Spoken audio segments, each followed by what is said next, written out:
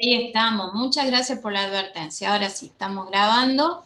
Les decía que lo que están viendo en imagen es un libro muy conocido cuando salió en su momento, en la década del 60. Ahí tienen el nombre de una autora, Rachel Carson. El libro se llama Primavera Silenciosa. Em, ¿Por qué les estoy nombrando esto de la primavera silenciosa de este libro? Porque fue verdaderamente en su momento revolucionario en el sentido de que causó un gran impacto sobre la opinión pública. ¿De qué se trataba ese libro? Que era lo que nos contaba. Contaba esto de la declinación de las poblaciones de aves por efecto de los pesticidas que hemos hablado hasta el cansancio en este curso. Y tuvo mucha difusión, muchísima difusión, sobre todo, como digo, a nivel de la opinión pública, pues esto es un libro más bien de divulgación científica, y de alguna manera inició o incentivó esa toma de conciencia a nivel ciudadano y por lo tanto a nivel de los que tienen que tomar las decisiones sobre el efecto que las actividades humanas, y en este caso los contaminantes, pueden causar sobre la vida silvestre y sobre la necesidad de tomar acciones para protegerla. No fue solo la difusión y demás, porque a partir de eso salieron disposiciones, inclusive hasta al extremo del impacto que esto causó, que muchos autores lo asocian a la difusión del libro, incluso con el surgimiento de la rama del derecho que es el derecho ambiental. ¿No? Tanto así, no sé si será tanto o todo eso debido a este libro, pero verdaderamente fue otro de los hitos, así como hablábamos de la tragedia de Minamata, la declinación de las aves por la acción del DDT y todo lo demás. En este caso esto es como que viene a cerrar todas estas cuestiones que ya estaban eh, siendo valoradas, tal vez porque se contó de esta forma, ¿no? De esta forma que llega y que pudo llegar al público general, ¿no? Que trasciende la parte más técnica, la parte más académica. Así que es importante desde ese punto este aporte. Además de eso, les hice acá como una especie de síntesis histórica de cómo fueron ocurriendo esos datos. Nos acordamos del videíto que vimos de lo que sucedió con la niebla de Londres en el año 52 y que eso trajo como producto la promulgación de la ley del aire puro en Londres. Bueno, justamente en esa década también empiezan a aparecer ese tipo de legislación específica sobre la liberación de las sustancias tóxicas en el ambiente. Y hacia 1980, bueno, antes ya me estoy salteando, antes lo que fue la conferencia de Estocolmo, y con, bueno, todo que fue la primera, digamos, de las conferencias internacionales a grande escala donde se tocan y se hablan estos temas medioambientales. Porque esto es importante, porque a partir de ese punto muchos países que participaron en ese momento empiezan a crear carteras, a ver, ministerios, secretarías de ambiente, y por lo tanto se empiezan a promulgar leyes y que además se consolidan a partir de toda esta legislación, programas de investigación, programas de educación, eh, y la regulación de las sustancias, ¿sí? Estamos hablando a nivel mundial. Y hacia, sí, ahora la década del 80 aparece otro problema puntual que en este caso, como les muestro ahí en la diapositiva, relacionado con los compuestos orgánicos persistentes. ¿Qué es lo que se estudió y qué es lo que se empezó a identificar a partir de aquí? Es que estos contaminantes se pueden transportar a través de la atmósfera hacia regiones muy alejadas del sitio de la emisión. ¿Cuáles fueron los estudios, cuáles fueron los puntos que marcan esta conciencia ahora o este nuevo conocimiento? Es que se veía o se vio, se estudió la bioacumulación de estos compuestos orgánicos persistentes en la fauna de los polos. Por ejemplo, en los pingüinos, en el oso polar, en el polo norte, es decir, en lugares muy alejados geográficamente o mucha distancia de los lugares de emisión. Entonces eso también fue, si se quiere, un hito importante en el tema de la legislación, ¿no es cierto? Y que entonces a partir de ahí también se empiezan a promulgar estas regulaciones respecto de esta sustancia. En el año 2004 entra en vigencia el Convenio de Estocolmo, a la cual adhieren la gran mayoría de los países, que prohíbe justamente el uso de estos compuestos orgánicos persistentes. A la Argentina es uno de los países que está adherido a ese convenio a través de la ley 26.011 de ese mismo año. Y por último, esto que también charlamos aquí, el convenio de Minamata, que también fue y que prohíbe en relación a lo que es el mercurio, ¿no es cierto? ¿Se acuerdan? Y que bueno, en este caso también Argentina adhiere en el año 2017 con la ley 27.356. Entonces fíjense cómo siempre, que esto ya se los había comentado, ¿no? Siempre aparece el desastre y obviamente después la regulación, un poco para mitigar y demás. Hoy ya sabemos, en todo este recorrido de esa línea de tiempo, muchas cosas que antes no se sabía, no solo sobre la dispersión esta de las distancias alejadas de las fuentes de emisión, de los contaminantes de acuerdo a sus características, sino también estos otros procesos de los que charlábamos que tienen que ser con la bioacumulación y la biomagnificación. Esta cosa de que, está bien, se diluyen y eso sirve, y sirve conocer cuáles son los factores de dilución de una sustancia sobre las fases que lo vamos a verter. Pero también es cierto que hay que ser consciente de que no solo es una cuestión de química y una cuestión de física, sino también que es una cuestión de bioquímica en todo caso, ¿no? De la fisiología de los organismos, de los metabolismos celulares y demás. Fíjense que son conocimientos, si se quiere, relativamente nuevos, si se quiere, ¿no? Sería cuestión de reflexionar en cuánto hemos avanzado, ¿no? En relación a estos temas. En esta diapositiva lo que intento mostrar es cómo, con el fin de proteger, que es un poco el objeto de estudio de la ecotoxicología, tipo de estudio, la vida de los ecosistemas en sí, se hace necesario regular directamente sobre las fuentes de contaminación y a partir de ahí imponer, si se quiere, las restricciones para el uso de productos químicos. Una vez que establecemos esos límites, lo que hace falta es monitorear, tanto monitoreo químico o el biomonitoreo, como hemos comentado ahí, el medio que recibe ese contaminante para verificar si la eficacia de las acciones que hemos tomado para el control está dando resultado o hay que cambiarlas, como dijimos, ¿no es cierto? Todo esto se va a lograr a través de la legislación.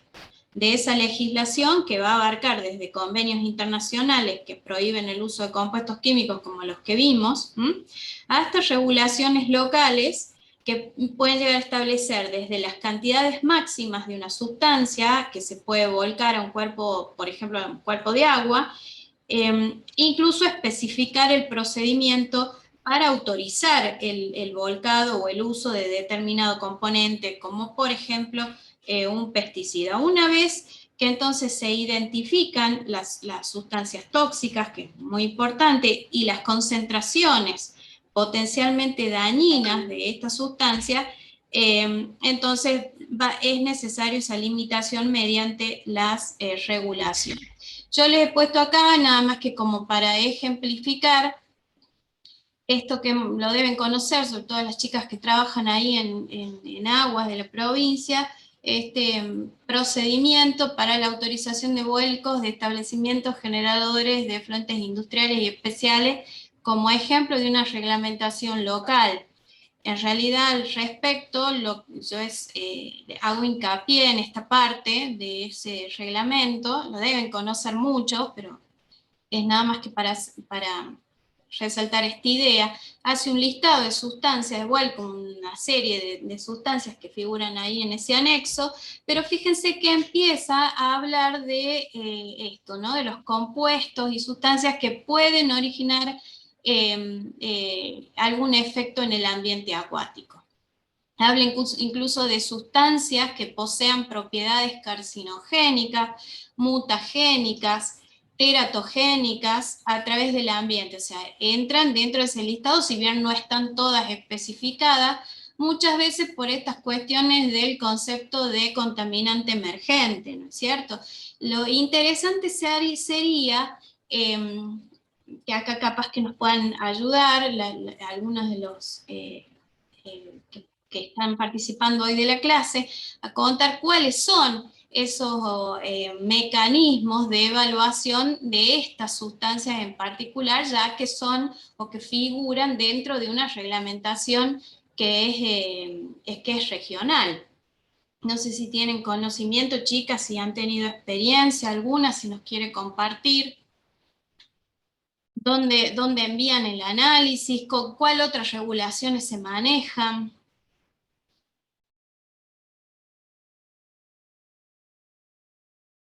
¿No? Hola, Sí, hola. ¿cómo Belén. estás? Bien, gracias, Belén, gracias. Yo puedo compartir hasta donde sé en cuanto a lo que hace la empresa es instrumentar un medio de instrumento de vinculación entre lo que son las empresas, digo, la empresa Agua Riojana, ¿no? Que es la que brinda el servicio. Lo que hace es tener como un contrato, así lo cuento así a simples entendimiento, ¿no? Sí, Hace un general. contrato, sí, hace un contrato con las empresas que van a volcar a la red, digamos, y ahí dentro de ese contrato pide unos ciertos requisitos, todos a través de lo que rige el decreto, el 497, creo, si no me equivoco, que es la de la ley de efluentes industriales, acá en la provincia. Corresponde el decreto a la ley de efluentes industriales, que no me acuerdo el número ahora. Y lo que hace digamos, el instrumento este de vinculación entre la empresa Agua Riojana y entre las empresas que tiran a la red es normar en relación a ese decreto y completar algunos parámetros que no existen en ese decreto. Ejemplo, conductividad. Conductividad no está normada y no me acuerdo ahora otros. Bueno, recibe lo que hasta mi conocimiento, yo no trabajo en la empresa en esa parte, ¿no? Porque obviamente en la empresa vos tenés agua potable y tenés cloacas, también todo lo que es saneamiento. Yo estoy en la parte del ministerio, pero en otra área. Y lo que hace la empresa es controlar a todo lo que es los que tiran a la red, el vuelco industrial. Entiendo que van, porque el control rige de la línea municipal a la red, ¿no? No es de la línea municipal lo que sería la industria. Ahí entran competencias compartidas con ambiente, la Secretaría del Agua. Y entiendo que si ven algunas irregularidades, controlan a través de digamos, de las cámaras que puedan tener antes de ingresar a la red de control. Y bueno, y tienen laboratorios propios aguas, pero también se terceriza, así que hasta ahí llegaría mi conocimiento. Por ahí hay otros compañeros que trabajan en empresas y que son controlados por agua, así que también pueden compartir, digamos, desde ese lado. Sí, gracias, Belén. La pregunta iba hacia cómo determina o quién les determina para ciertas sustancias estas evaluaciones, por dar un ejemplo, o sea, el impacto, esto que estamos hablando, sobre las poblaciones y los ecosistemas. Claro, eso ya. Porque las demostraciones químicas los hace el laboratorio, yo conozco qué es lo que hace, y también sé qué es lo que no hace, por eso les estoy preguntando a propósito, ¿no? Si conocen, si esto se tiene verdaderamente en cuenta, se considera realmente en la práctica, no en el papel, porque si se fijan en el papel está escrito, porque les consulto de su experiencia práctica. ¿Me escucha? Sí, escuchamos. Bueno, yo desde el otro lado de la moneda, digamos, desde el punto de vista de industrial, y tal cual lo dijo la compañera, cuál es nuestro procedimiento es así. Nosotros volcamos a la red efluente industrial. Estamos obligados por ese decreto que usted mostró en la diapositiva anterior. Ese es nuestro marco legal. Nosotros hacemos monitoreos mensuales, ¿sí?, del efluente. Tomamos una muestra y yo la envío a un laboratorio en Santa Fe, en Rosario, una muestra refrigerada del efluente donde hago físico-químico y microbiología. Y una vez al año, para que Aguas de La Rioja nos otorgue el certificado de aptitud, digamos, anual del permiso de vuelco, hacemos un completo con metales pesados donde, donde no deberían estar los valores por encima de lo permitido en este decreto o en este marco legal. Así funciona. Profe, bueno, yo trabajo en Aguas Riojanas, no estoy específicamente en el área de laboratorio, la verdad. Yo estoy en el área de obras, proyectos. A ver, aclaro una situación. No es que yo les estoy diciendo, porque claramente entiendo que no, que tengan que hacer para que entiendan hasta dónde va a llegar mi comentario. Les cuento. Todo esto, el tema de este tipo de controles y demás, surgió un poco para hacer un poco de historia, para que entendamos la situación en la que estamos parados en la ciudad, ¿no? Empezó en el año 2004-2005 aproximadamente, cuando se construye la planta de tratamiento.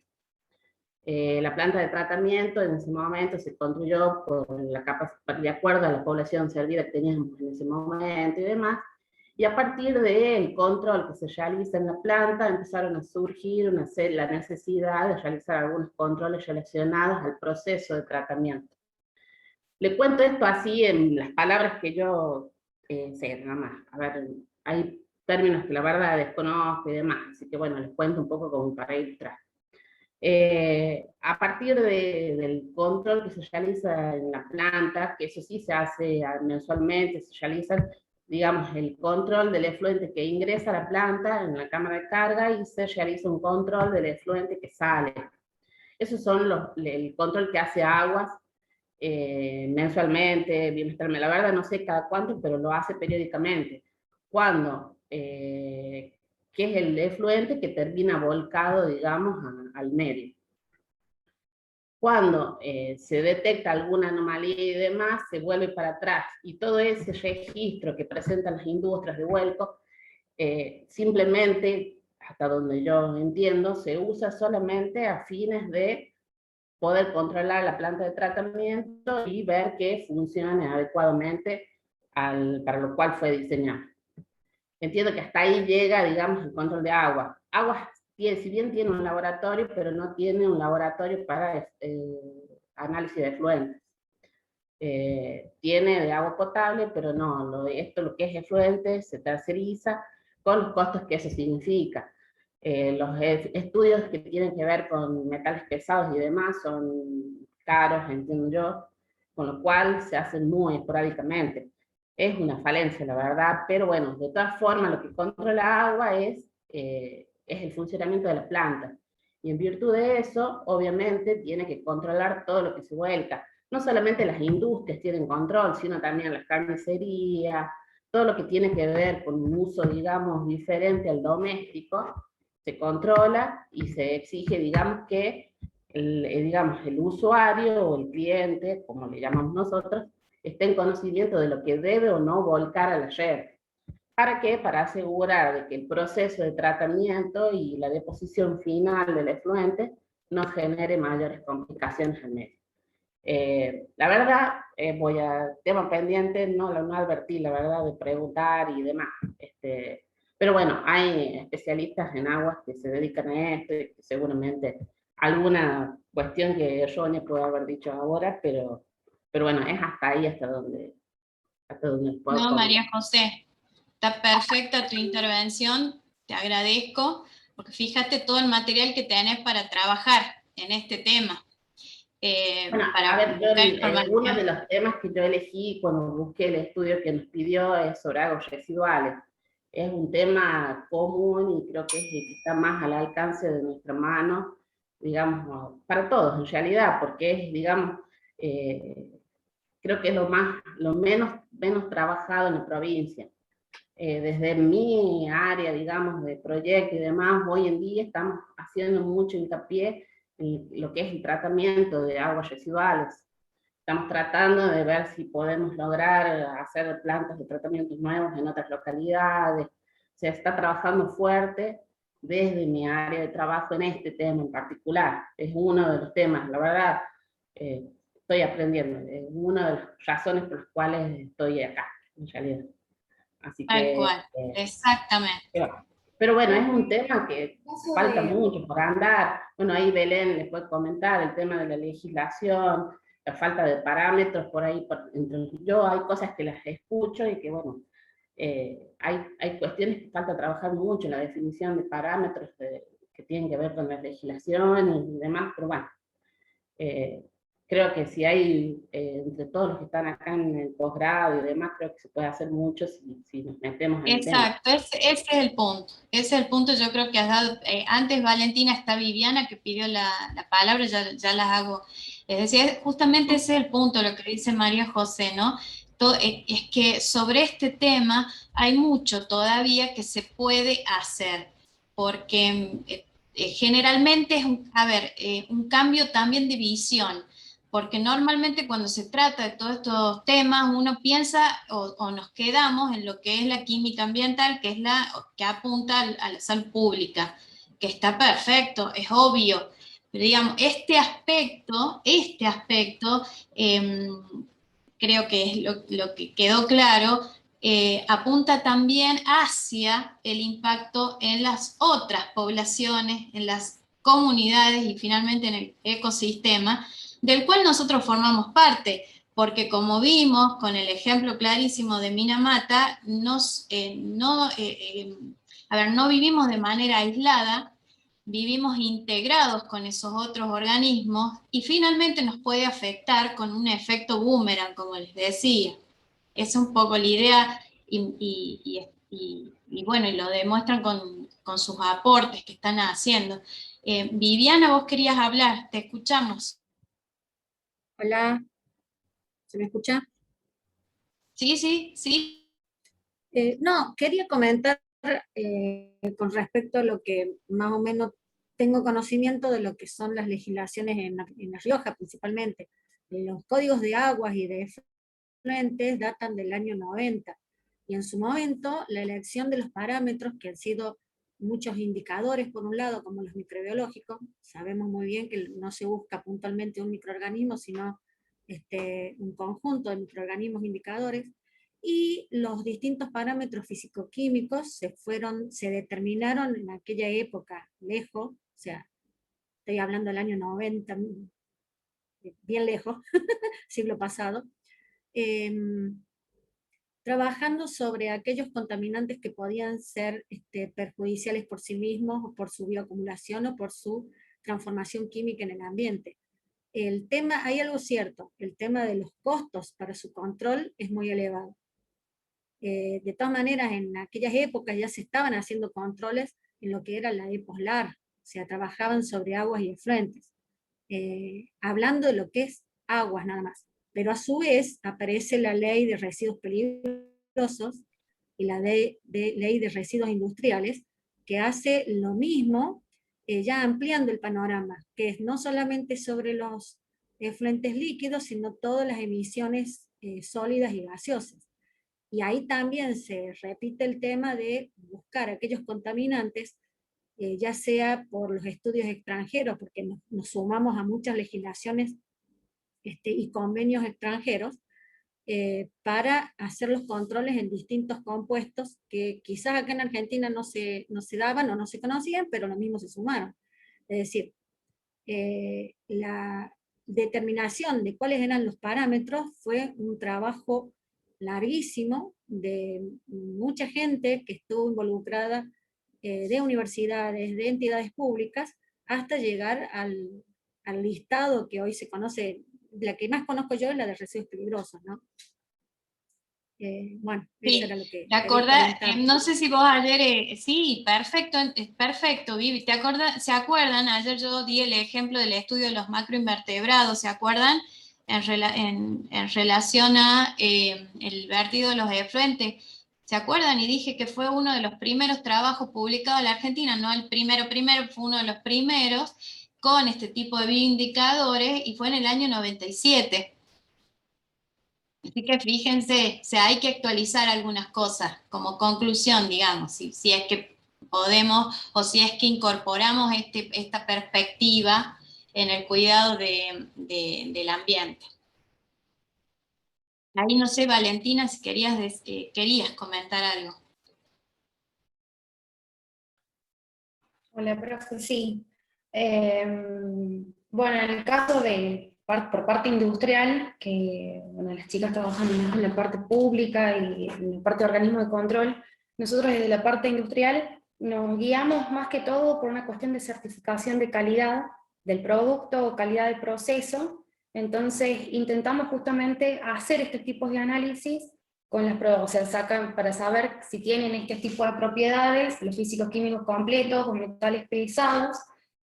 También hacemos análisis de seguimiento, todo lo mandamos directamente a las tomas de muestras, las hacemos nosotros, o vienen desde consultoras ambientales de Córdoba a hacer las tomas de muestras acá, para llevar justamente las cadenas de custodia, para que se mantengan las temperaturas que se necesitan, y por una cuestión de certificación de normas ISO, o en sí las normas internacionales de calidad, las debemos hacer. Si bien no están dentro de las leyes provinciales todas las sustancias que podamos llegar a tener, porque teniendo en cuenta que la 24051, que es de residuos peligrosos, solamente nos marca las corrientes, hay algunos químicos que no salen dentro de estas corrientes, que son catalogados como residuos industriales, pero en la legislación de la provincia de La Rioja, justamente quizás esa sustancia no está considerada un residuo industrial.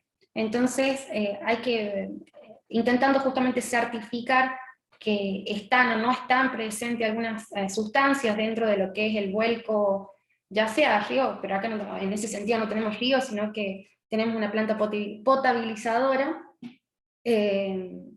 Intentamos justamente mandar todo a Córdoba y seguir la cadena de custodia. Y nos guiamos directamente entre estándares internacionales justamente para la certificación. Lo mismo pasa con la planta de efluentes cloacales que tenemos dentro de la misma empresa, en donde al no tener justamente inyección dentro de la provincia, sino que es una planta que se trata exclusivamente ex situ, no in situ, por decirlo de esa forma, toda la disposición final se hace en otra provincia, y el margen en sí de inscripción es interprovincial, porque tenemos justamente el hecho de que el impacto ambiental no solamente se da del lado de La Rioja, sino también del lado de San Juan. Sí, sí, sí. yo creo que coincidimos, ¿no? Claramente en esto. Están, y vuelvo a decir, con estas cuestiones son relativamente nuevas, se van a ir incorporando. Generalmente siempre vamos detrás de los desastres, ¿no? Porque aparentemente la actividad que se hace en la provincia de La Rioja no tendría impactos sobre las poblaciones y sobre las comunidades biológicas. En realidad no sabemos de todo, hay, como les digo, muy poca información. También se trata muchas veces el vacío legal que existen en algunos territorios o ordenamientos territoriales, los cuales siempre va detrás del desastre. Exacto, los cuales permiten justamente que este tipo de actividades se den, y cuando llega el momento del desastre, recién ahí se crea la ley, recién ahí se ve el tratamiento. O sea, hay que esperar, en muchos lugares, no por decir La Rioja solamente, sino en muchos lugares del país, es lo que pasa. Es mundial esto, ustedes han visto los ejemplos que he dado. Tengan en cuenta que antes hicimos esa línea de tiempo a propósito, ¿no? Antes de la década del 60, antes de la década del 70 no sabíamos los procesos de bioacumulación y biomagnificación. O sea, eso son conocimientos nuevos y cada vez van a ir surgiendo más de esta información. Es así, tal cual, no solo es la Rioja frente a estos problemas, es en general. Yo lo que les voy a mostrar a continuación es una metodología que está estandarizada en base también a la normativa americana sobre cómo es este proceso para determinar esos valores que después aparecen en las legislaciones. Eso es lo que íbamos a hacer hoy. Así que vamos a tratar de pasarlo brevemente, como para que tengamos una idea de cómo se generan o cómo se pueden generar esos valores guía o esos valores de referencia que después aparecen en estos controles de calidad. Nunca puedo pasar, ahí está. Nos vamos a un ejemplo que es más cercano. Esto lo conocemos todos, ¿no es cierto? Que es la cuenca Matanza-Riachuelo. Tiene una contaminación muy grande el río, y eso ha causado efectos sobre, no solo sobre lo que están viendo ahí, sino de la población, sino también en el ecosistema acuático en general, ¿no es cierto? Y eso dio como resultado que un grupo de vecinos de esa zona iniciaron juicio en el año 2014, por eso se conoce como la causa Mendoza, y después se crea en el año 2006 el ACUMAR. La Corte Suprema de Justicia de la Nación intimó al ACUMAR ya desde el año 2008 a implementar planes de saneamiento que involucran este tipo ya de controles, de ecotoxicología. Es nada más como que nos fijemos en qué épocas, en qué parámetros de fechas y de tiempo estamos. Esto no es toda la vida que se hace así o que se piensa que se tiene que ser así, sino que en este caso, fíjense, es dentro de todo muy nuevo, es contemporáneo. Y bueno, después si se cumple o si se cumplieron o no los objetivos que en ese momento dispuso la Corte Suprema, en este caso en particular, es harina de otro costal y da para otro día de discusión, pero como ejemplo. A ver, ahí está.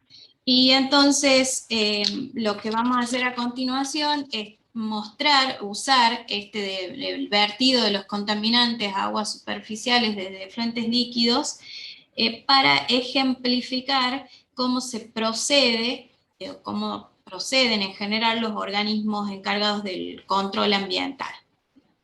En forma muy general, muy esquemática, como para que quienes no estén tan al tanto del tema puedan entender esto que comentaban las chicas y demás. Nada más que por eso.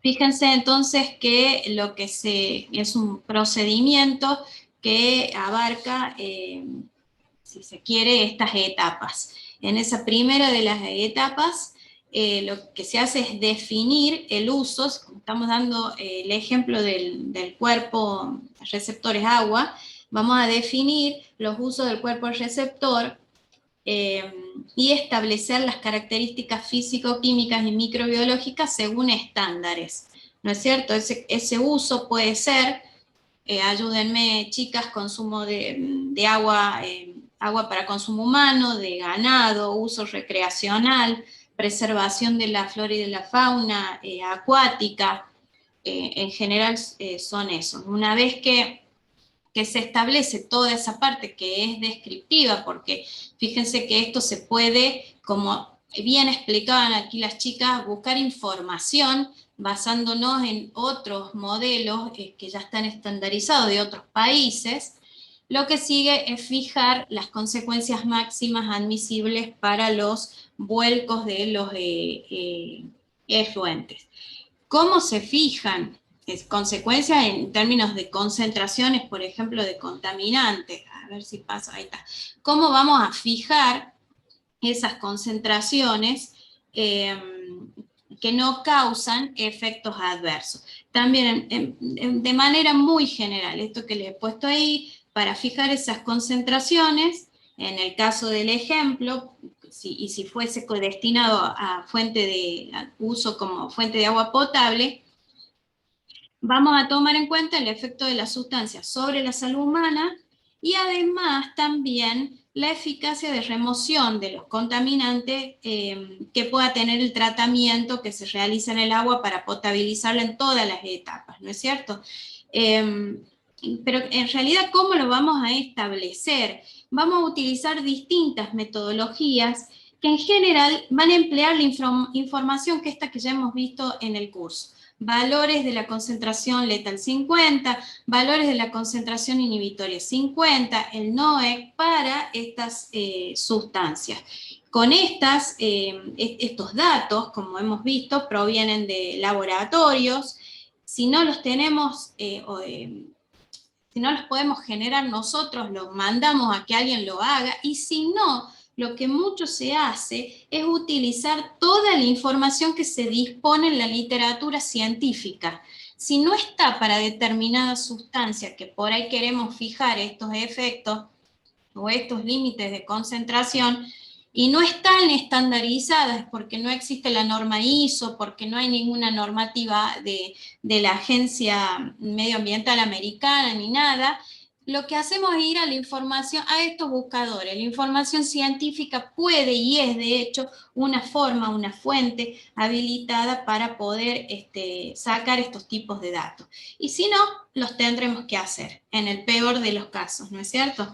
Con todos esos datos, lo que se suele hacer es establecer el valor de la concentración que no cause efectos sobre los organismos, que es que está simplificado acá como PNC por la designación en inglés. Todo esto viene o tiene su base en esas primeras estandarizaciones, porque en realidad esto tiene su origen allí, en el país del norte.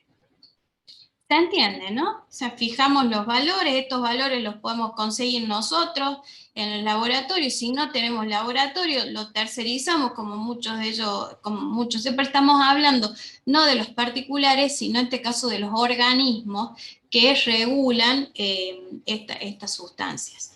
Y si no están, porque no existen, los buscamos, como vuelvo a decir, en la parte de la investigación básica, que hay mucha información generada, y si eso no es suficiente, bueno, pues entonces ahí sí tendremos que hacer que nos hagan y que nos generen estos datos para poder encontrar ese valor y establecer ese valor de concentración que no causa efectos sobre los organismos.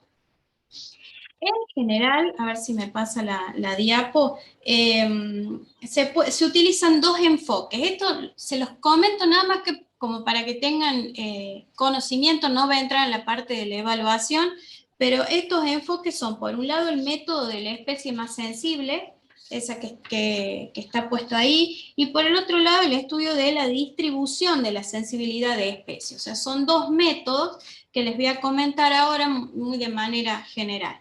En este caso, en el método de la especie más sensible, como dice la diapo, se realizan ensayos de toxicidad, estos bioensayos agudos que estuvimos analizando ya, sobre varias especies.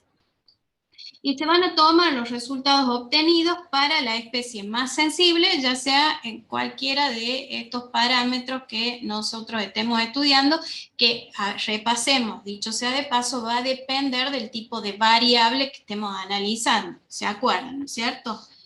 En la mayoría de los casos, como vimos, todos estos datos van a provenir de laboratorio y son en general ensayos o bioensayos agudos a corto plazo. Y se realizan, si bien en varias especies, son en pocas especies, no es que se hagan en una gran cantidad de especies, esto de que son los bioensayos que les mostraba los ejemplos y demás. Esto que es fácil, que es simple, que nos aporta, que nos da datos fiables, también nos genera algunas cuestiones que hay que tener en cuenta, que hay que pensar. Es decir, cómo extrapolamos estos datos que obtenemos a corto plazo, es decir, por efectos agudos, a efectos que son crónicos, por ejemplo. Por ejemplo, ¿cómo vamos a extrapolar datos que son obtenidos sobre una especie al resto de las especies para poder estimar ese riesgo? Porque hemos hablado ayer de que no todas las especies en las comunidades cumplen la misma función, tienen los mismos roles, entonces va a ser diferente el impacto también. Y lo último, que también es importante, ¿cómo hacemos para extrapolar todo esto que está en condiciones artificiales totalmente, como es la que se trabaja en un laboratorio, a un ambiente natural? Vimos ayer que en los ensayos, ya cuando vamos a campo de biomonitoreo, demás, nos pueden de alguna manera acercar, si es un mesocosmo, por ejemplo, a ese realismo que buscamos, pero seamos conscientes que nunca lo vamos a llegar a alcanzar del todo. Cuando estamos utilizando este método en particular, el de la especie más sencilla, vamos a utilizar un poco para subsanar estas cuestiones que hemos planteado, esto que se conoce como factores de seguridad o también llamados factores de aplicación. Esto es muy complejo de analizar, pues mayormente cuestiones de probabilidad, estadística, matemática, y lo único que les he puesto son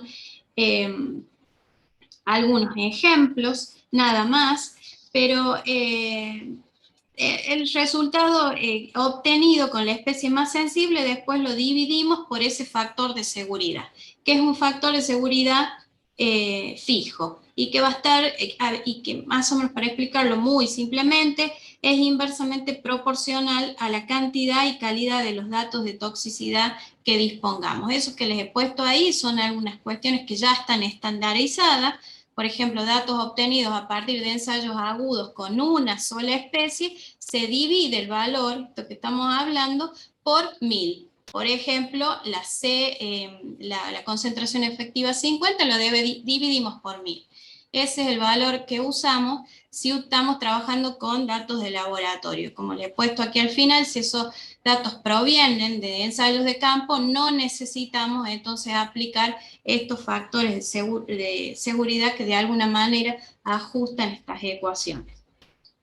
En definitiva, ¿para qué hacemos todo esto? Porque como resultado de este procedimiento y del otro, el de la distribución de sensibilidad, obtenemos un valor de concentración por debajo del cual se estima que no se producirán los efectos. Este que habíamos puesto aquí, el PNC. Entonces, de vuelta, simple así, si usamos este método, con todo este procedimiento, lo que nos va a permitir es determinar este valor de PNC, que eso es lo que después en definitiva va a dar origen a estos niveles guías de calidad, que son los que aparecen finalmente normatizados. En resumen, si empleamos este procedimiento para determinar este valor, hacemos ensayos de toxicidad sobre bioespecies, o sea, sobre bioensayos, vamos a tomar los resultados obtenidos para la especie más sensible, los vamos a dividir por los factores de seguridad fijos, y después entonces vamos a obtener esos niveles guía que son los que finalmente aparecen en la resolución. Este otro método es el más complejo, la distribución de sensibilidad de las especies. Fíjense que acá lo que utiliza es el valor de NOE, ¿sí? Obtenido mediante ensayos, en este caso crónicos, con la sustancia para muchas especies, y a partir de lo cual vamos a construir una curva de distribución de frecuencia. Con esta distribución, ya se les muestro un ratito, no se asusten porque nada de esto voy a tomar, es simplemente para mostrarles cómo es la diferencia, en este caso de este método, cuando hablamos de distribución.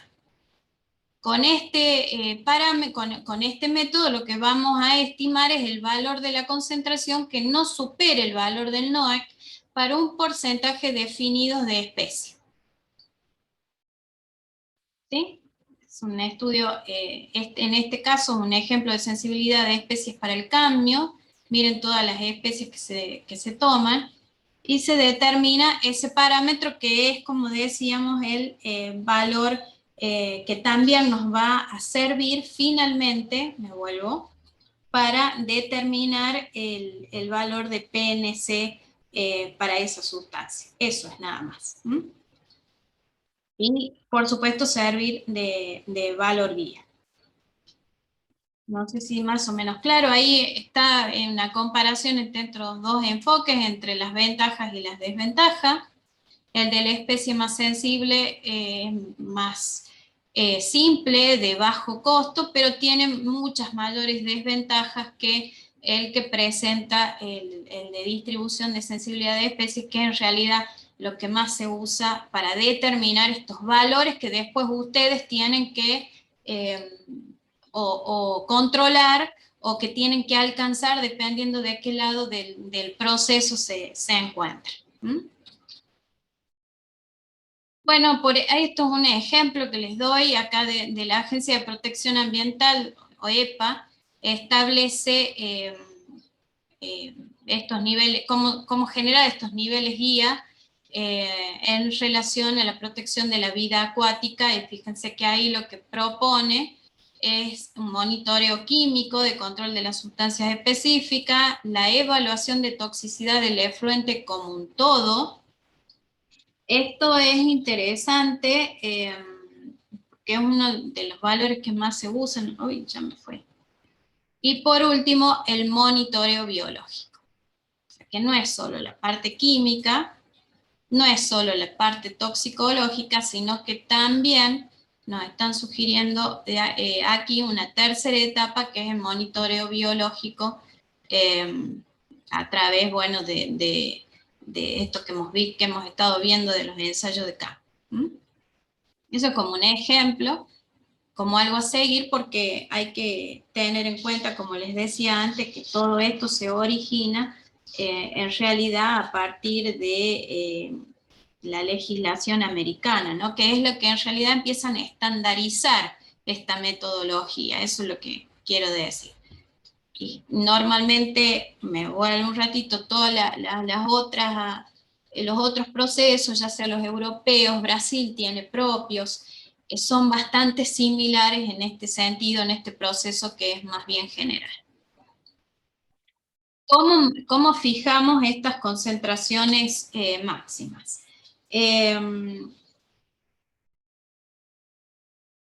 Resumen, para establecer estos límites vamos a tener que conocer las concentraciones que va a alcanzar el efluente en el cuerpo receptor. Lo podemos representar ahí como PS. Y después lo que vamos a hacer es buscar la relación entre este parámetro que podemos determinar con respecto a el valor de PNC, que también se puede calcular por los métodos, por cualquiera de los métodos otros que hemos mencionado.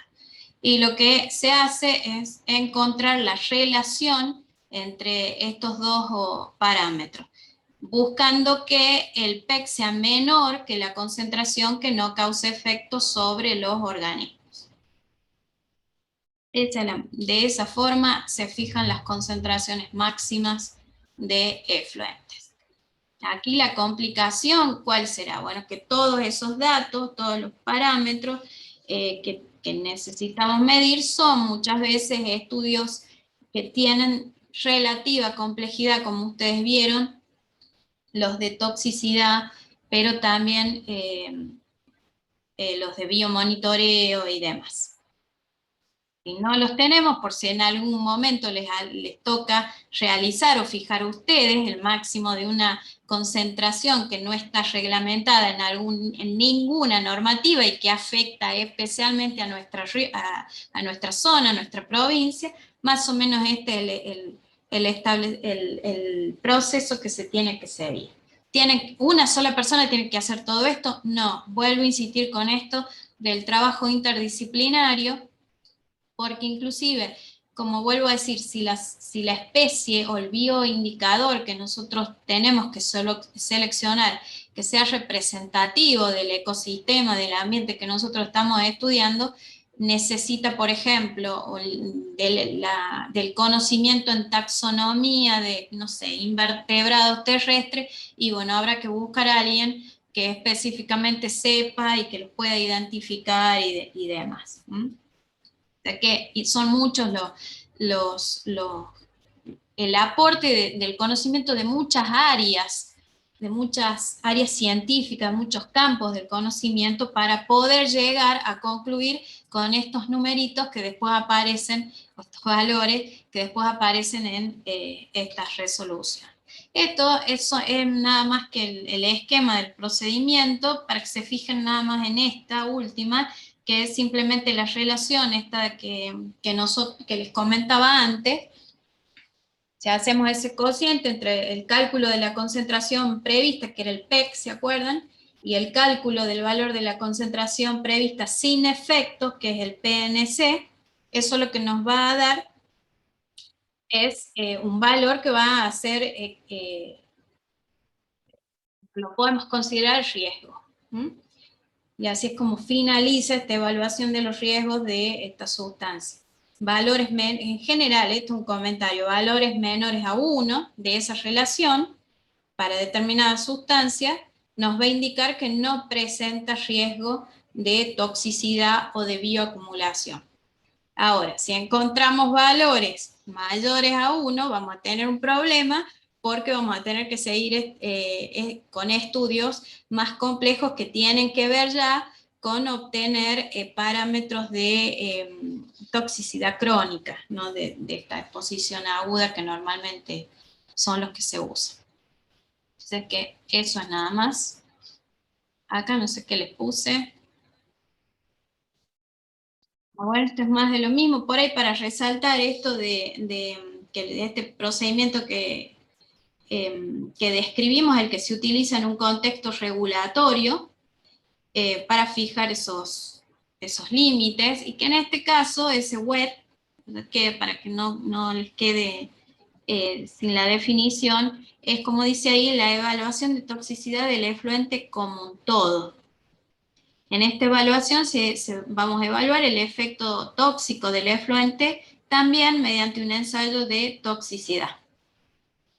Ahí vamos a estudiar así el efecto sobre los organismos causado por todas las sustancias presentes en ese efluente. Es lo más común que se hace. Creo que tengo otra diapositiva donde les pongo cuáles son las ventajas y las limitaciones. Dentro de las ventajas es que este ensayo evalúa la toxicidad conjunta de todos los tóxicos presentes en el efluente.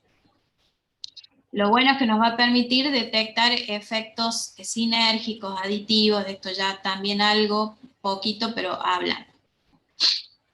Va a evaluar la toxicidad de los que se encuentren biodisponibles. No se requiere un conocimiento detallado de las sustancias que están presentes.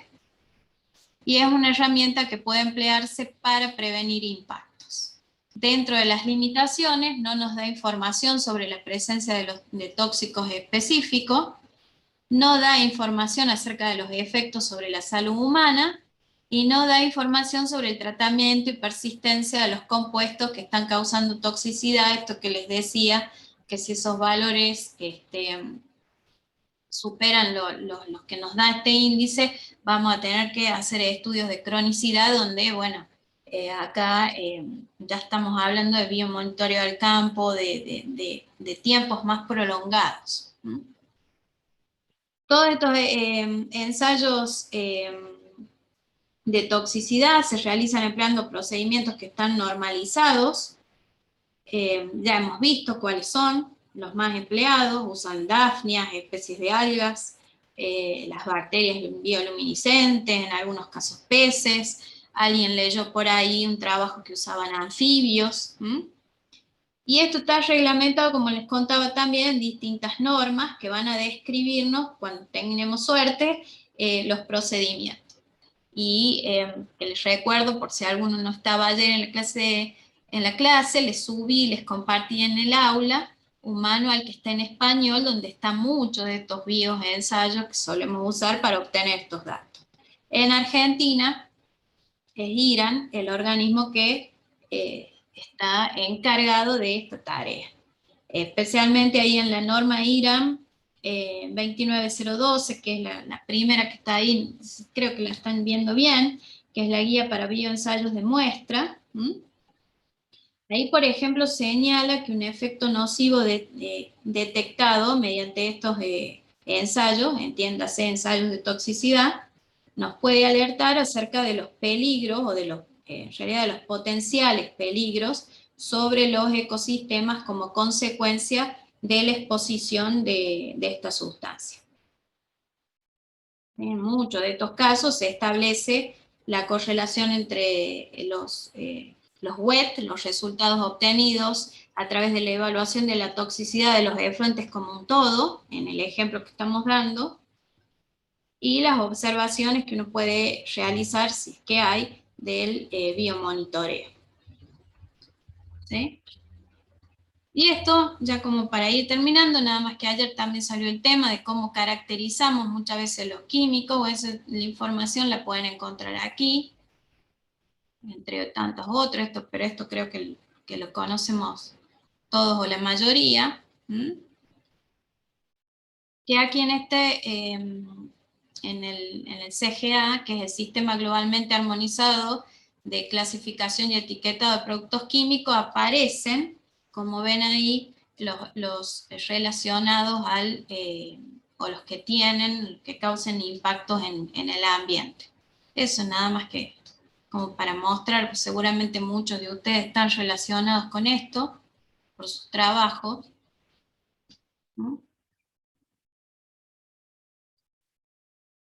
Para agua, para el ambiente acuático y para la capa de ozono.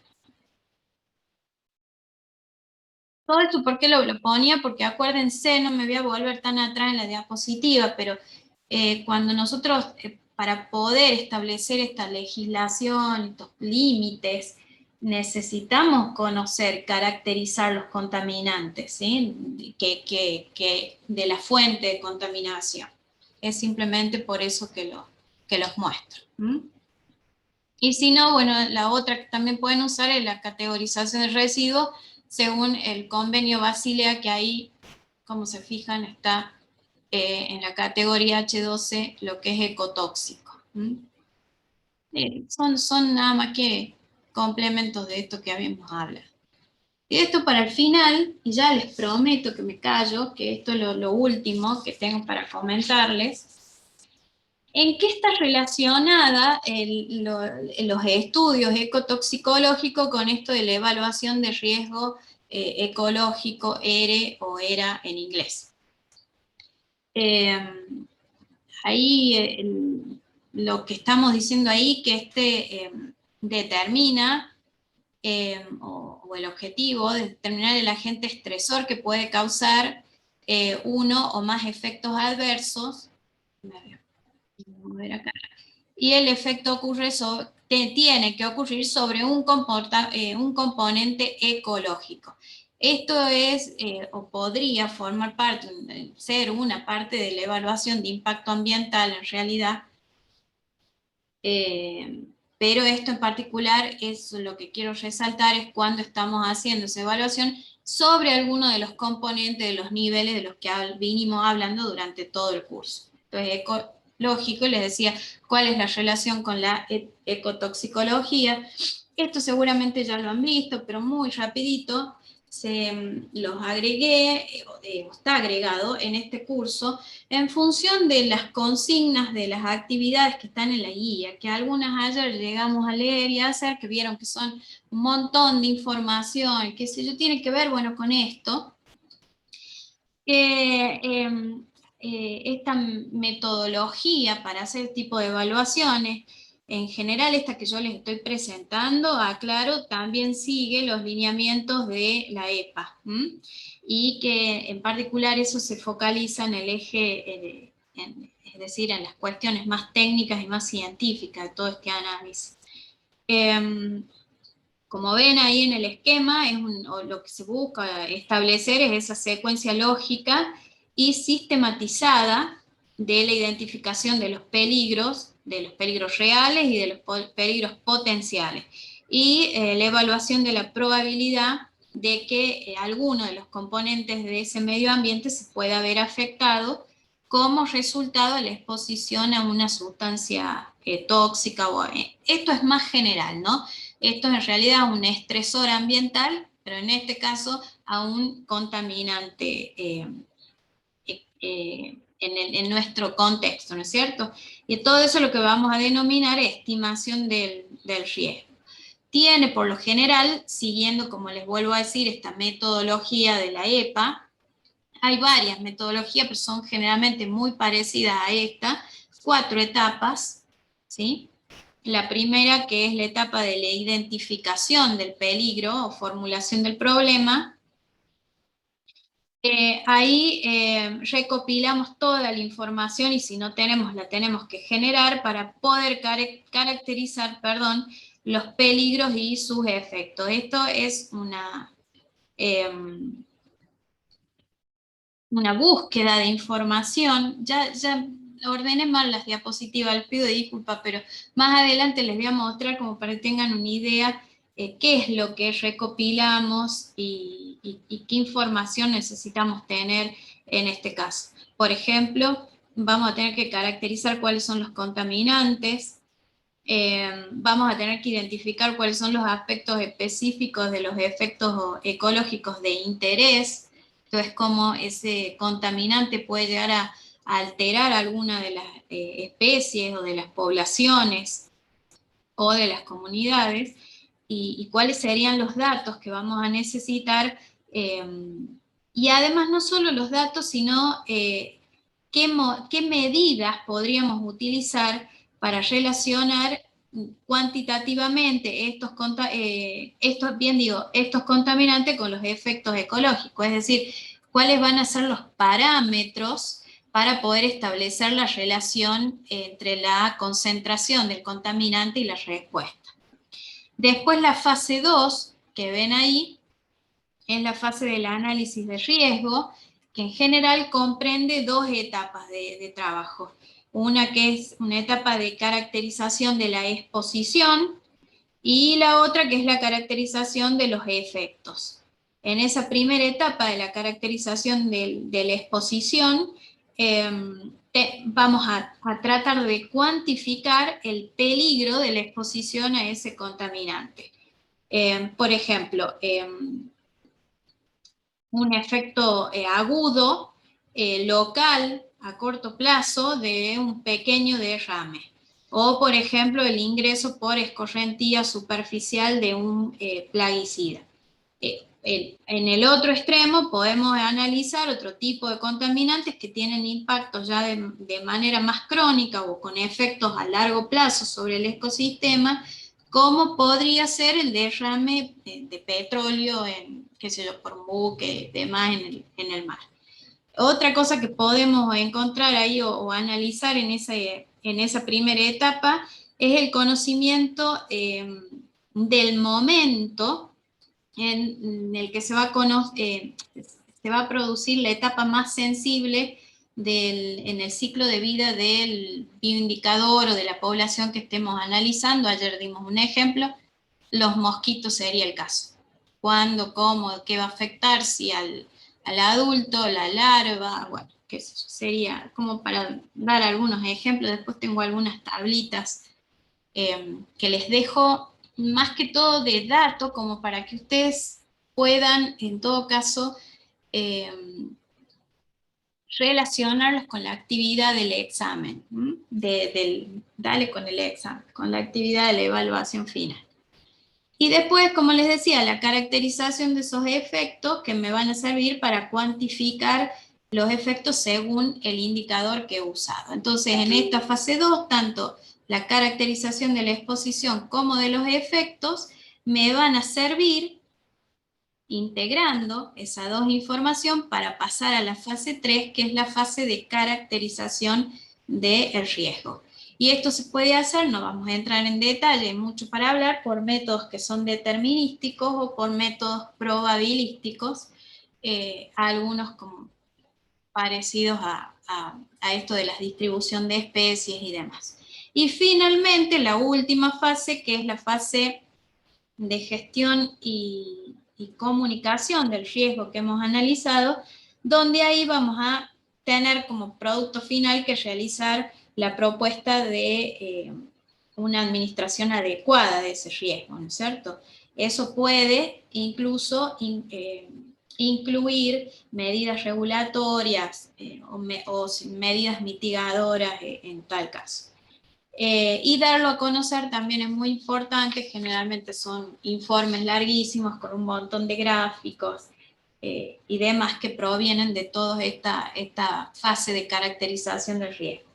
Fíjense que si bien, como les decía al principio, esto tiene como una fase, una secuencia muy lineal, en realidad se relacionan transversalmente con esa continua recopilación de información, de verificación y monitoreo. Esto es, busco información de todo lo referido a la parte química de la sustancia, toxicológica de la sustancia y ecológica. Imagínense entonces que son tareas y trabajo largo. Aquí levanta la mano Diego, no sé si está levantando de hace años, pero recién te veo, perdón. ¿Qué querés decir?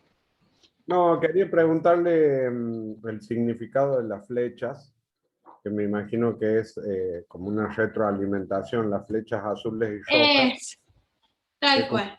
Retroalimentación de, bueno, recopilar la información, la verificación y el monitoreo, que sirven como para ir cumpliendo con cada fase. Tal cual. Exactamente, es eso, esto que decíamos. Si hay, ¿para qué lo vamos a volver a hacer? Si ya tenemos ese dato porque está en la normativa o porque está en la bibliografía científica, ¿para qué lo vamos a hacer? O sea, eso no tiene sentido. Entonces, justamente, es eso. Ahora, si no está, bueno, no nos va a quedar más que generarlo y demás. Sí, estos son procesos complejos que vuelvo a decir, forman parte en realidad, lo que estoy tratando de explicarle es la relación de todo esto que hemos estado viendo, en este caso particular, con una evaluación de impacto ecológico, ¿no es cierto? Que puede bien formar parte o integrar una evaluación de impacto ambiental.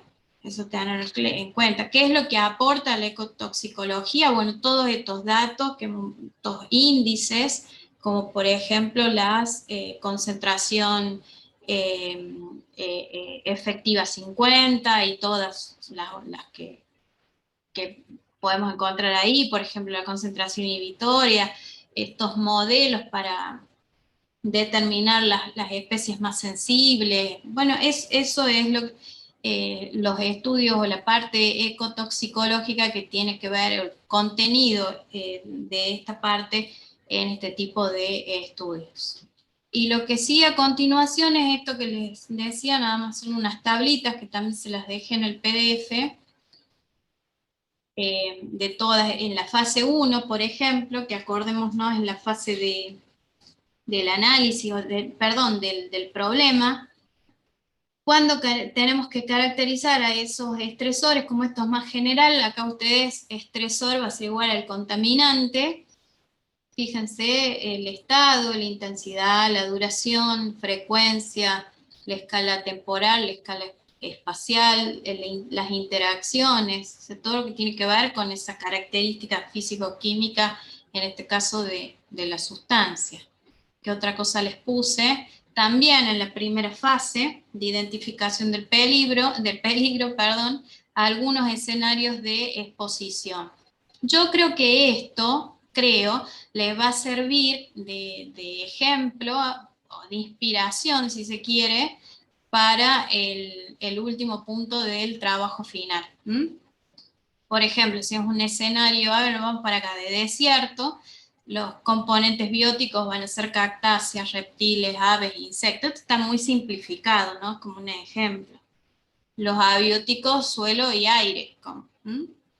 Y el atributo a considerar puede ser la capacidad de infiltración del suelo. Y los receptores potenciales finales pueden ser los reptiles, las aves. Por ahí les sirve de inspiración estos cuadritos. Ahí está. En la misma fase, las fuentes relevantes de información de los efectos ecológicos, que puede ser, como les digo, si ya está hecho, no lo tenemos que volver a hacer, para eso hay que armar todo el marco teórico, el marco conceptual, buscar información, y si no, observaciones a campo, experimentos de campo, esto que ya habíamos hablado también, y si no, los experimentos de laboratorio, si no es que ya está esa información hecha. O sea, primero siempre digo, la buscamos, si no está, la generamos. Y ya en la fase 2, esto es lo último, que es la fase del análisis. También ahí para ver, por ejemplo, caracterizar la exposición, en este caso con distintos tipos de escalas, si bien escala espacial, temporal, por ejemplo, si es a nivel de organismo, si son horas, días, bueno, eso es lo que hay que tener en cuenta de todos estos análisis. Y como les decía, monitoreo ambiental se trata de años, y acá abarcan todas estas estructuras que hemos estado analizando. Por ejemplo, en un estudio así de monitoreo ambiental, cuando se refiere al organismo, el parámetro que podemos determinar es la supervivencia. Mientras que cuando nos referimos a la población es el crecimiento, esto es, si afectó o no el crecimiento, algo de eso lo hablamos, y en la comunidad el ciclado de esos componentes. Creo que esto es todo lo que les puse, no, acá también. Bueno, no, esos son más valores.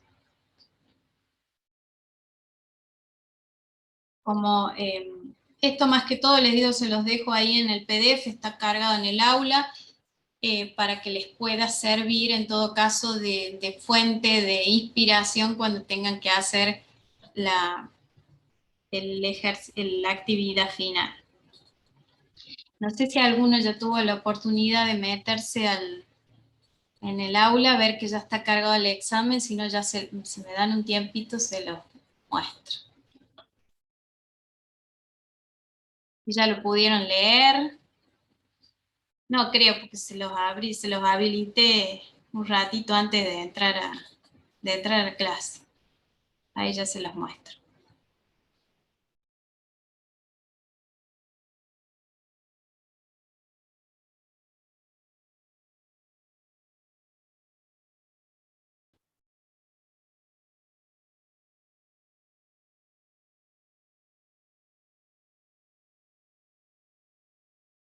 Ahí creo que estoy compartiendo, creo que deben estar viendo, ¿eh? Lo que es el examen Sí, sí, se ve perfecto. Importante, individual. Se ve bien. Nombre y apellido, DNI. Se los habilité hoy. Tienen hasta el 12. Y por supuesto, vuelvo a decirle, la idea, están los criterios de evaluación, ya se los voy a mostrar. No es que nadie aprenda estos conceptos de memoria.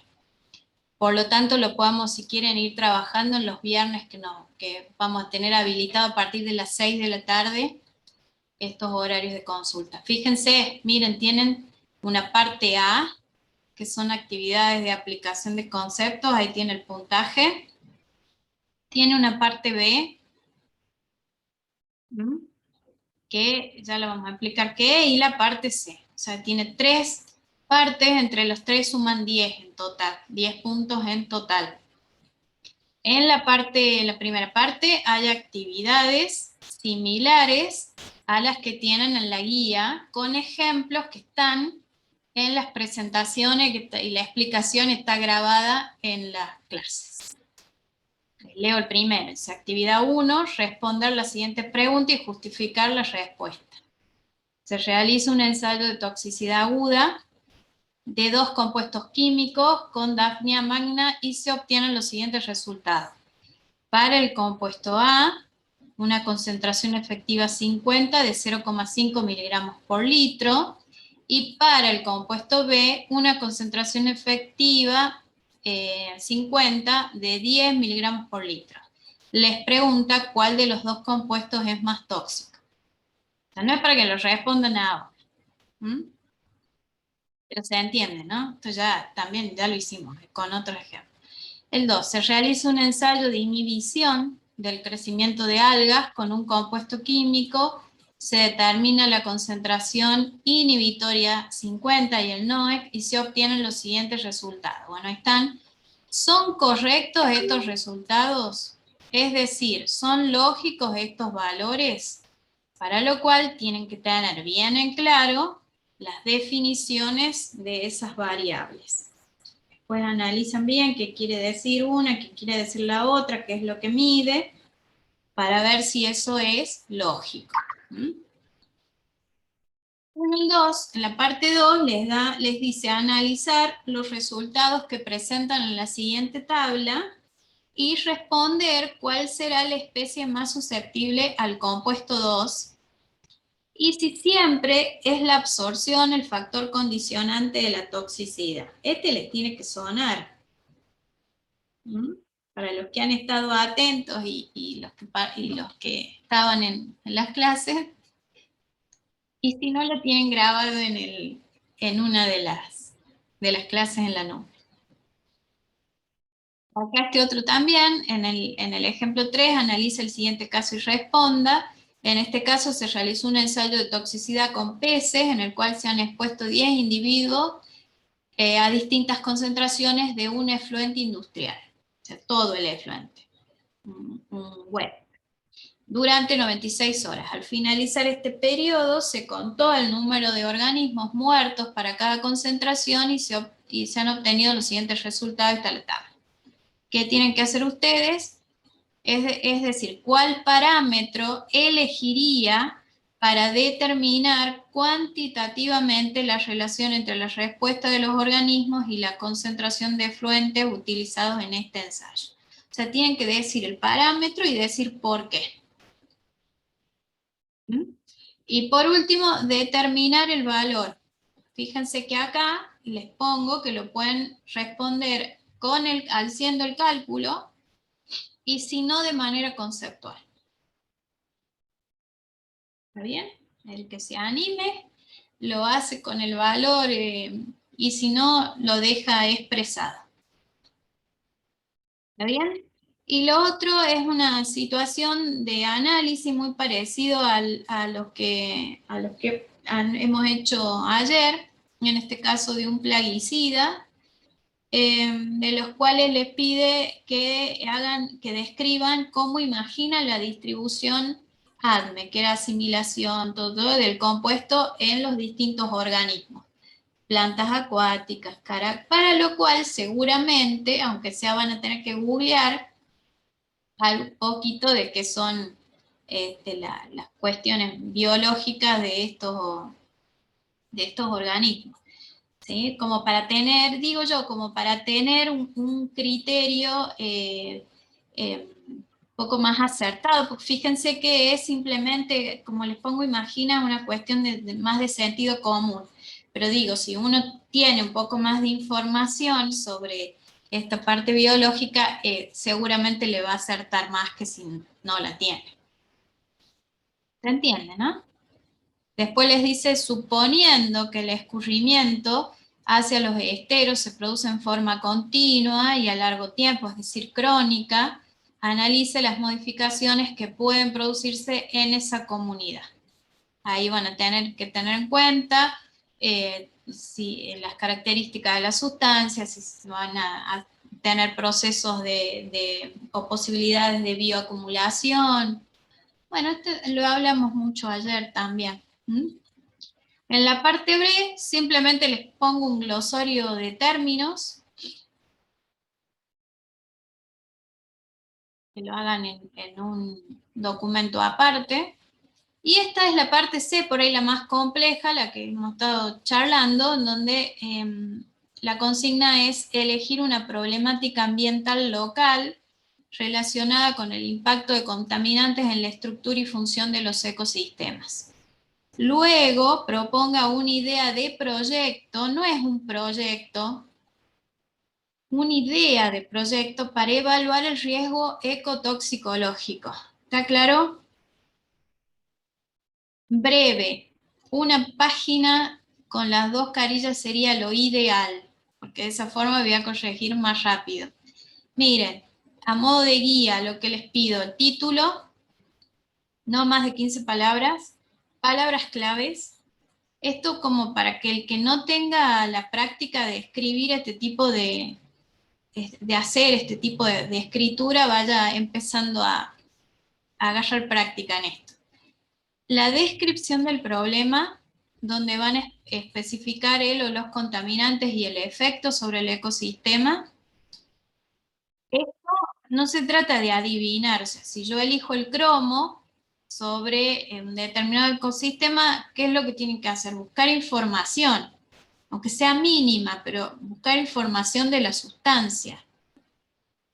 Las vías de ingreso de los contaminantes o las distintas fases, y compartimientos del sistema, ¿está bien? Los factores que influirán en la distribución de ese contaminante. No se lo digo porque eso está todo, en realidad él va apuntado a eso, a que vuelvan a leer o ver las presentaciones y vayan aplicando los conceptos. La posible o las posibles redes tróficas para la región afectada, la distribución de los contaminantes en los distintos organismos.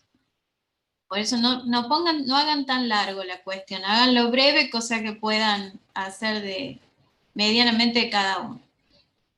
Y cómo caracterizaría los efectos y el riesgo según el escenario de exposición seleccionado para el análisis. ¿Está bien? Eso es descripción del problema. Como yo lo que les estoy pidiendo es que propongan una idea de proyecto para en todo caso tratar o mitigar o lo que sea, porque eso va a depender del objetivo, les pido que justamente los redacten al objetivo. ¿Qué harían ustedes frente a eso, a ese problema? La metodología de trabajo, acá simplemente que propongan, por ejemplo, el uso de alguno de los bioindicadores o de lo que usarían. ¿Esto de qué va a depender? Del tipo de análisis que ustedes vayan a encarar en ese objetivo. Si lo van a hacer a través de los organismos con ensayos con bioensayos, o si lo van a hacer a través de las poblaciones o de las comunidades. ¿Se entiende? Y por último les pido que me pongan la bibliografía que usaron de referencia en el formato ISO, que si no lo conocen, lo tienen ahí para bajarlo, aunque creería yo que muchos ya lo han manejado. Si no, lo hacen con el formato que estén más acostumbrados. por ahí por los perfiles de ustedes, no sé si usaron el Harvard, APA, el que les venga más fácil, pero algún formato, todo igual. Y lo que les pongo aquí, al final, ojo con los plagios. Por las dudas, pásenlo antes, por esos buscadores de plagio, pues yo lo tengo cargado y evidentemente me voy a fijar en eso. Aclaré ya que, como entiendo cuáles son los perfiles de ustedes, hay algunos que por su propia actividad están más relacionados o poco más relacionados con esta temática y les va a ser más fácil identificar un problema, porque muchos ya lo hicieron. El resto puede, como ya les sugerí, hacer este mismo análisis con algún trabajo de investigación, con algún trabajo científico, e identifiquen todas estas cuestiones. ¿Queda claro?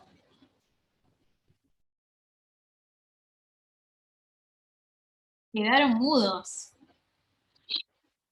No entendí, profe, eso de que lo pasemos por el detector de plagio, o sea, no, nunca usé eso. O sea, lo tenemos que Para pasar que no, por ahí. No entendí. para que no sea una copia textual. Si vos te vas a basar en un trabajo de otro, lo tenés que poner.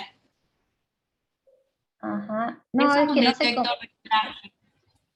Ah, pero, Y o hay, sea, ¿cómo el se...? detector de plagio es un software que vos pones un texto y te dice cuánta, en términos de porcentaje, que coincide con otros trabajos. Es eso. Ah, bien, bien, bien. No, no, no, ni sabía que existía. Sí, digo porque, bueno, tengan en cuenta que esto es una actividad de curso de posgrado. O sea que vamos a exigir mínimo eso, que las producciones puedan ser propias. Y si no, vuelvo a decir, tiene que estar referenciado. O sea, claro, yo me basé en este trabajo. Bien, bien, profe.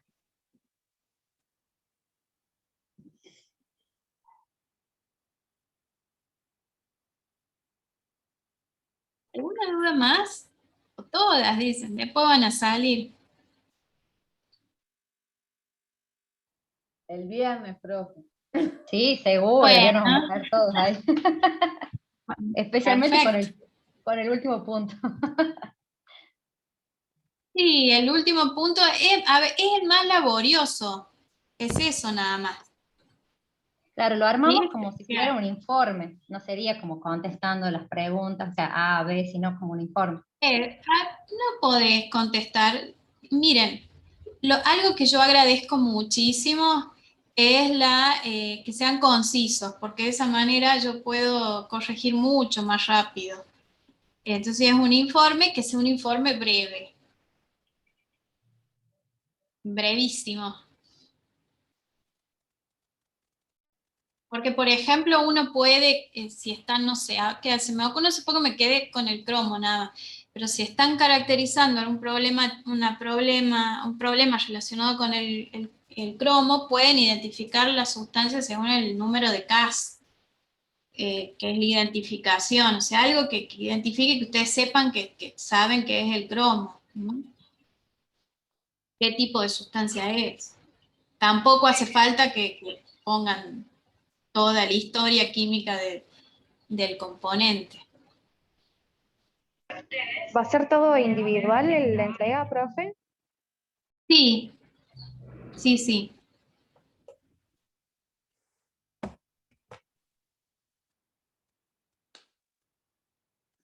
La entrega es individual y los trabajos, sobre todo la última parte, tienen que ser inéditos, o sea, no puedes presentar, como a veces suelen hacer los alumnos, el mismo trabajo lo presentan 3 o 4, porque lo hicieron en grupo, no es nada. Aparte de ser individual, la presentación, el trabajo es individual.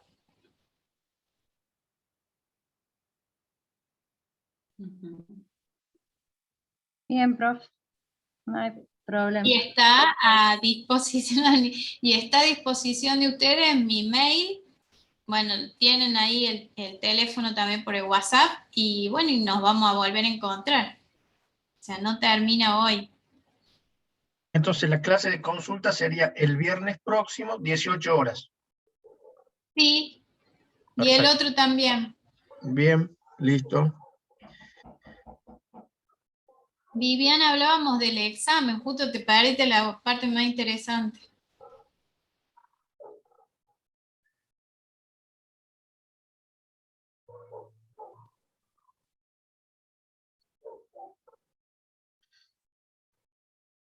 Bueno, entonces, si por ahora Una no hay pregunta, más... profe, Sí, sí. ¿es el 12 incluido o hasta el 12? O sea, porque el otro día también tuvimos esa duda con un trabajo que presentamos.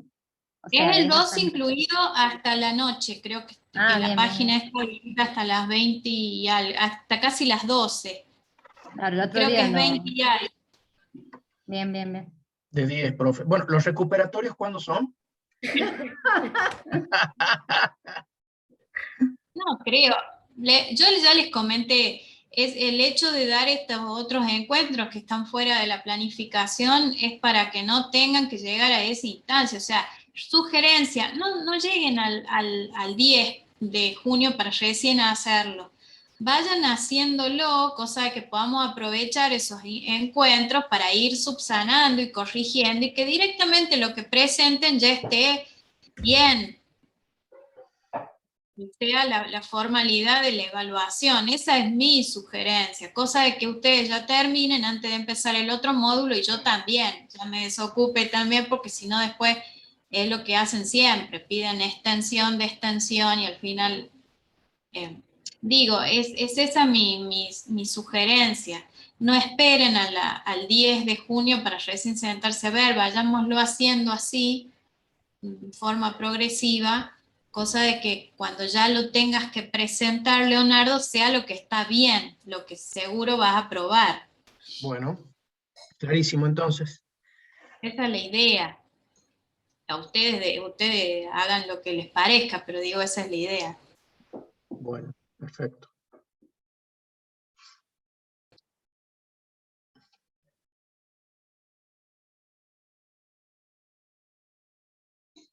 Bueno, entonces a trabajar y seguiremos en contacto para poder ir integrando todos estos conceptos que hemos visto. Para algunos imagino que serán más nuevos que para otros.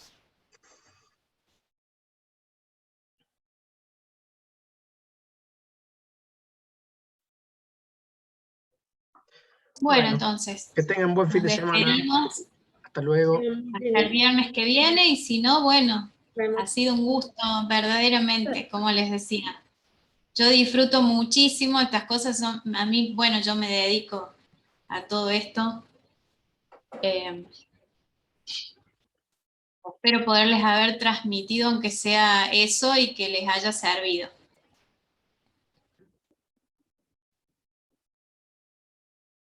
El viernes, profe. El viernes, profe. Hasta el viernes. Bueno, Nos profe, vemos. muchas gracias. Cuidado. Profe, yo entré Genial la tarde. clase, profe, gracias. Hasta Hasta el luego. viernes. Hasta el viernes. Gracias. No sé quién me habla, quién entró Belén. tarde. Belén. No sé si Yo también. Por las dudas. La asistencia, no, lo que les decía, están presentes todos para no... Uy, esperen, ya voy a cortar la grabación.